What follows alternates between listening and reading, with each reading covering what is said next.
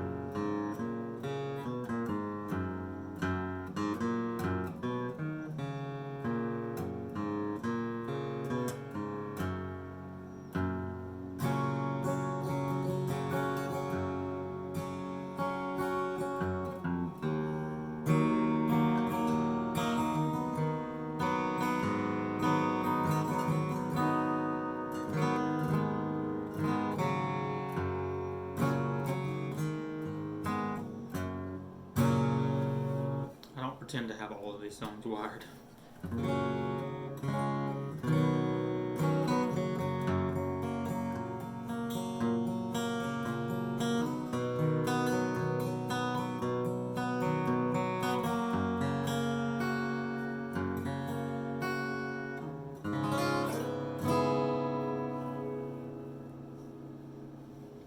Alright, so I put new strings on here.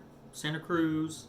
I did the very light version of these to reduce, this is a smaller body size guitar, to reduce the some of the tension on the top.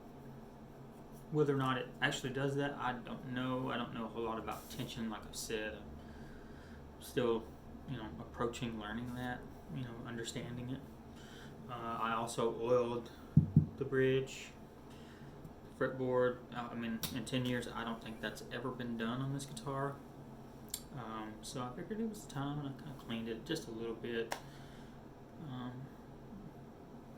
In the future, I'll probably take and try and polish it, because there's definitely some scratches and stuff on the back.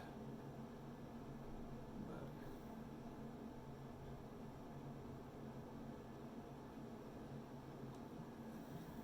get to see everything on my desk. Just noticing that the guitar was just sounding kind of dead, like the strings had died. That does happen. I like to put new strings on it, kind of refresh the sound. I think the Santa Cruz strings here do that. This is 100% stock, minus the strings, guitar, original saddle, original nut, everything. It's just exactly as I bought it. New battery, of course, and I think that's on the inside. Yeah, it's up in this area here. So you have to take the strings off, and with no bridge pins, that is a little bit more challenging. And also, that's why I haven't replaced the saddle, because it's so much work to take the strings on and off to get it right. Also, this is acoustic electric, so there is a pickup underneath here. So, at least my understanding is that would decrease the overall sound, potentially. But that's probably my main complaint with this guitar, is that it's just not very loud. It doesn't have a ton of dynamic response unless you use your fingers. If you use a pick, at least the way that I flat pick, I overpower the guitar pretty quickly.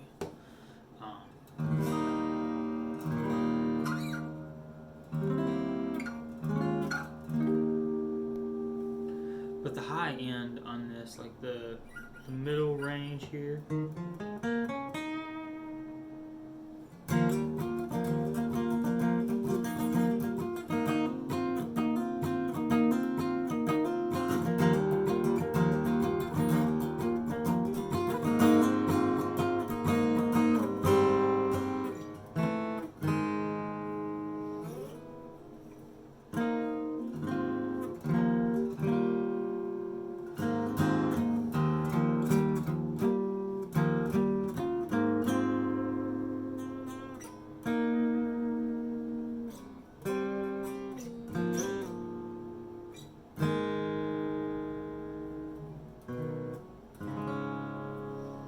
I would say the new strings do tend to brighten it up a little bit. It does help the sound kind of project a bit more. You know, when I first got this thing, it was super bright. You know, maybe it was the strings. It had, I think, elixirs on it.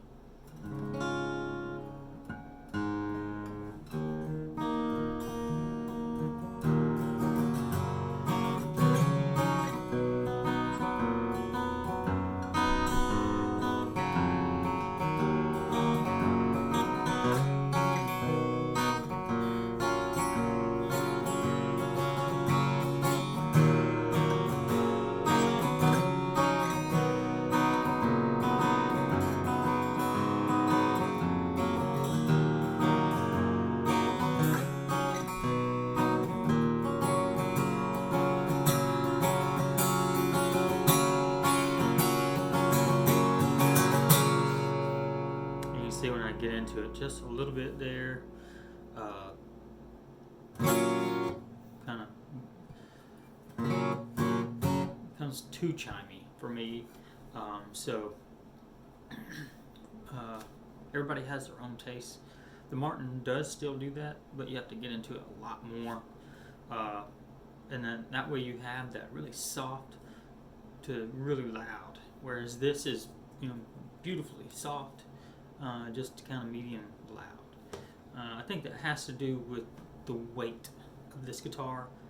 I mean, I've played some electrics that are lighter, so you know, it's super duper heavy duty built. You know what I'm saying? It's a great guitar. But if you're trying to stand out in a band, I think that you will have a problem, or even stand out in just a one-on-one jam. I've had problems with that, whereas with the D18 it really is much louder. So it's all about where you're playing, what you're playing, how you're playing, you know, all of those details, and you as the player make that choice, right? You know, you can have a fantastic guitar or you can have a crappy guitar, and you can put emotion into it and how you play, and get a lot out of it. So really, at the end of the day, so long as you connect with the guitar, it doesn't matter what it is. So just putting that out there.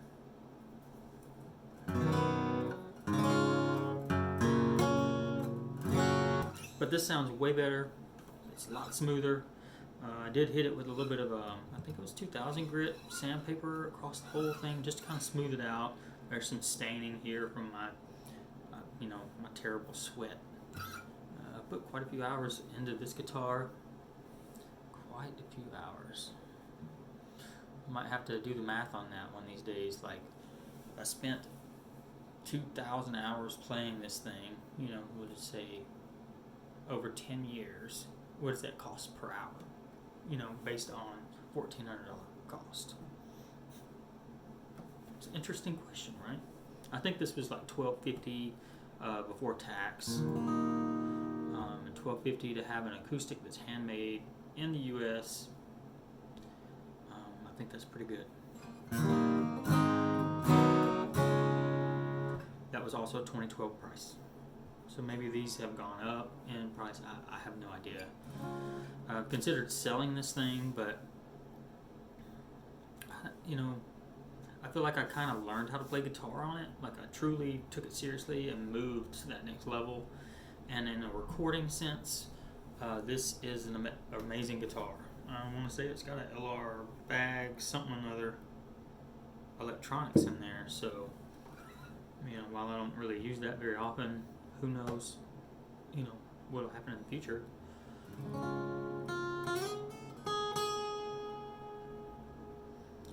You know, I would say I would equate this kind of like to a Taylor. Sure, it has its own sound, but in terms of like stability and clarity, reliability, and that kind of thing, really, really great instrument.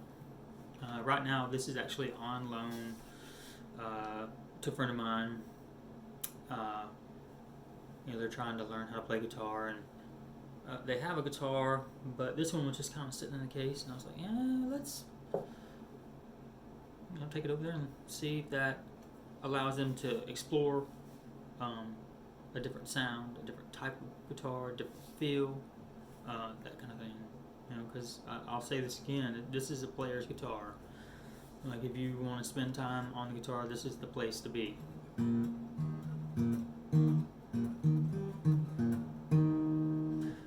that's either on the couch or sitting here or with a strap. It's always been super comfortable.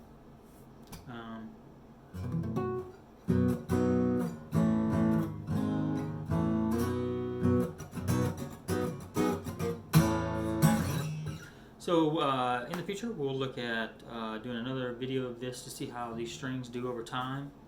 I can run over and shoot a video, let y'all know how it's going. I've never used these lighter gauge Santa Cruz strings, but I do really like the heavier ones. Contemplating putting these on the D18. So just testing them out here, testing them out on the Yamaha FS800 currently, which is in the process of being set up. I'm putting a new bone saddle on that. I'm just sanding it down. I think I have it right here actually. I'm using Jerry's method here where you can, let's see, you can kind of see my lines in there that I'm trying to sand down to. But yeah, that's kind of where we're at. I have no idea if that's focusing worthwhile, or I did get the compensated style. So, alright, I hope this video finds y'all well. Take care.